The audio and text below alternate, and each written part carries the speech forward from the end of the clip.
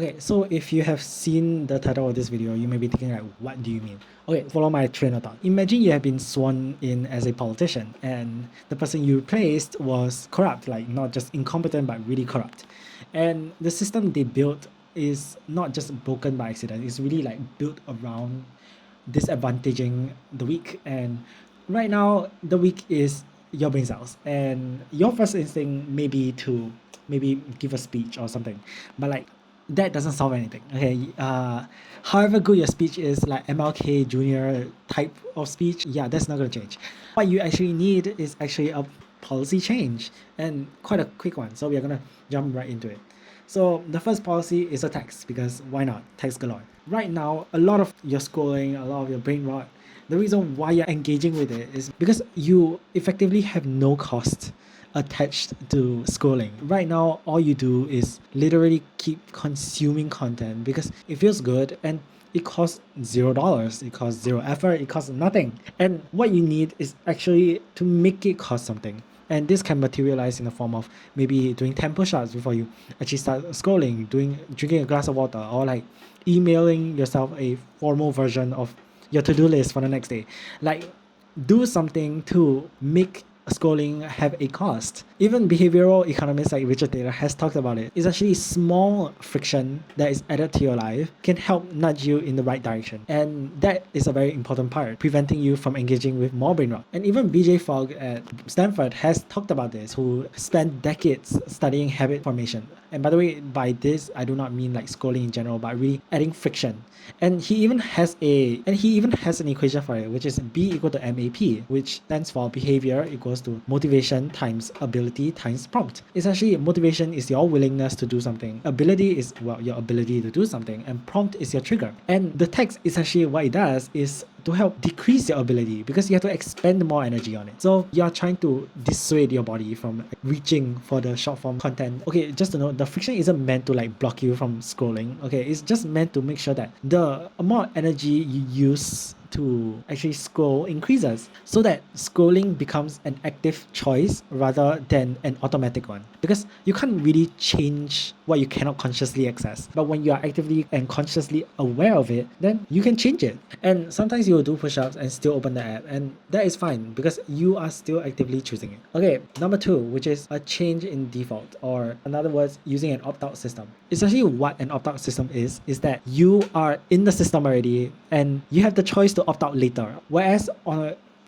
for an opt-in system, you are outside the system and later on you can choose to opt in into the thing. We need to make sure that it is an opt-out system for the actions that you want and an opt-in system for the things that you don't want. This system is actually quite common to see in things such as organ donation, as well as pension funds like 401k in America. Using an opt-out system tends to increase participation. And essentially how this will look like is that your home screen opens up to the Notes app, to an app of a book, or a blank page for you to write something, and not a feed. Your short form content app should be like 5 to 10 pages down from your home screen. And even Cass Sustain, who co-authored Nudge with Richard Taylor, as I mentioned just now, spent years studying why defaults are so powerful. And the whole idea is that defaults don't just influence behavior. They really signal what is considered normal, what is expected, and what everyone else is doing. And humans are wired to follow that signal even when they will consciously choose otherwise. So essentially what replacing your short form app with a notes app or a book app or a blank page on your home screen as a deliberate step, make sure that scrolling becomes a chosen decision rather than an automatic one. Because chosen things can be unchosen, but automatic things genuinely cannot.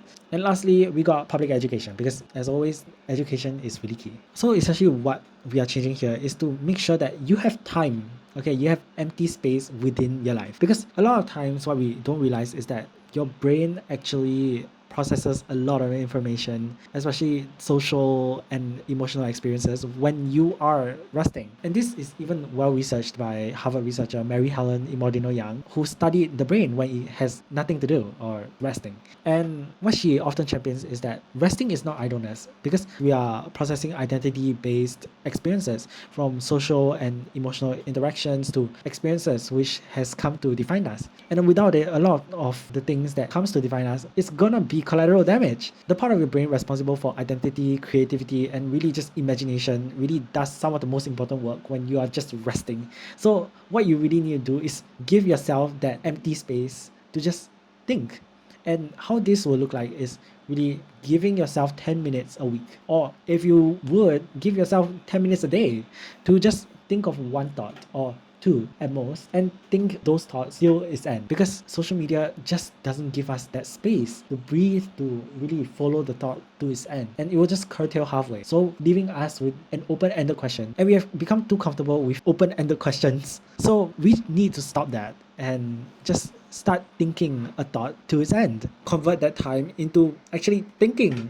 Okay, maybe think of what you just watched, or think about what you need to do the next day, or think about anything. Just think to its end. So to end off, what you can call it, maybe an inaugural speech or something. You have 10 minutes a week. Okay, I am very sure of it, and that is close to 500 minutes a year. 520, I think.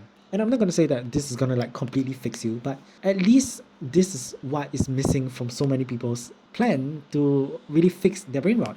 Everyone wants to like romanticize or motivate themselves, but the problem is that they don't change the environment which really facilitates the engagement with brain rot. So right now you have 3 policies at your disposal, so use them. Okay, a few final words before I go is that you didn't design the environment that rewired your attention, but you do have the prerogative and the ability to redesign it. So do that. And yeah, that's all. If you like more content like this, subscribe and follow my Instagram. Yeah, bye.